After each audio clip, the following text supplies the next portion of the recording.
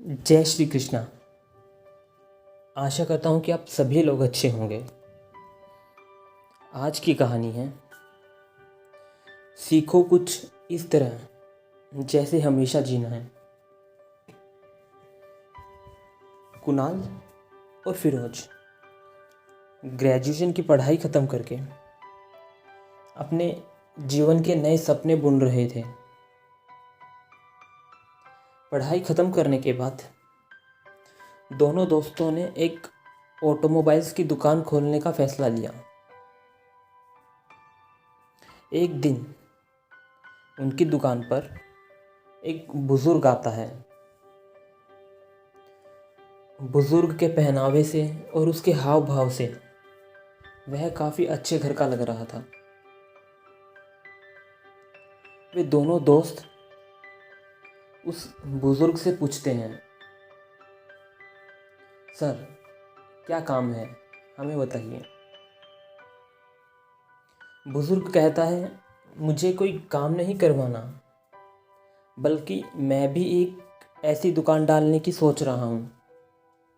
पर सोचता हूँ कि अगर वर्करों के साथ मुझे भी इस काम का थोड़ा तजुर्बा हो तो अच्छा होगा। यहाँ आपकी दुकान खुली तो सोचा क्यों न दुकान डालने से पहले आपसे कुछ काम सीख लूँ। उस बुज़ुर्ग की बातें सुनते ही दोनों दोस्त ज़ोर ज़ोर से हंसने लगे। वहाँ उपस्थित सभी लोग उन दोनों को बड़ी ही आश्चर्य भरी निगाहों से देखने लगे। वो बूढ़ा इंसान भी हैरान रह गया। फिर फिरोज उस बुज़ुर्ग इंसान से पूछता है, सर आपकी उम्र क्या होगी? बुज़ुर्ग बताता है कि वह 78 साल का हो चुका है। इस बात को सुनकर दोनों की हंसी रुकने का नाम नहीं ले रही थी।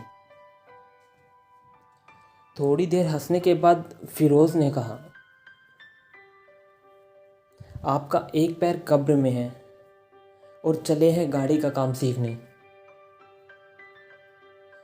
थोड़ी देर ठहरने के बाद बुज़ुर्ग ने फिरोज से पूछा,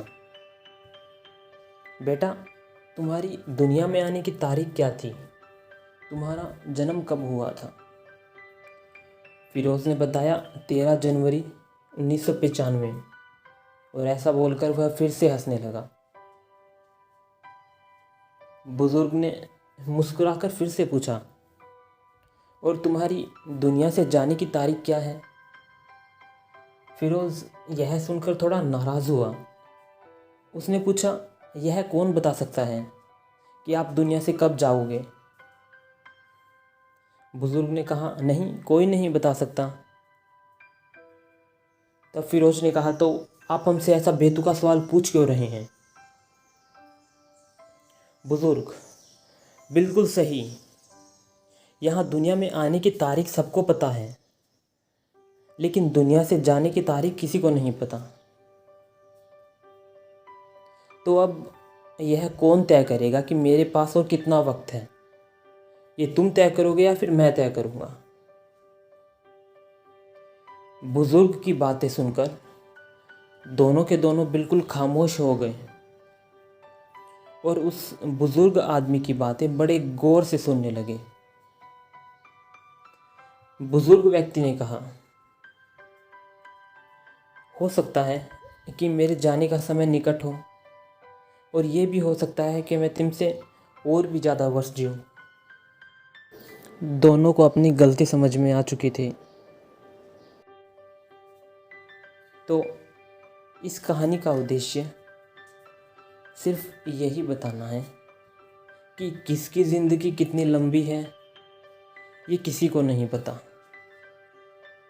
जब ये बात कोई जानता ही नहीं, तो क्यों न हम इस ज़िंदगी को इस तरीके से जिएं कि जैसे हमें हमेशा के लिए जीना है, न कि इस तरीके से कि हम कल ही मर जाएंगे।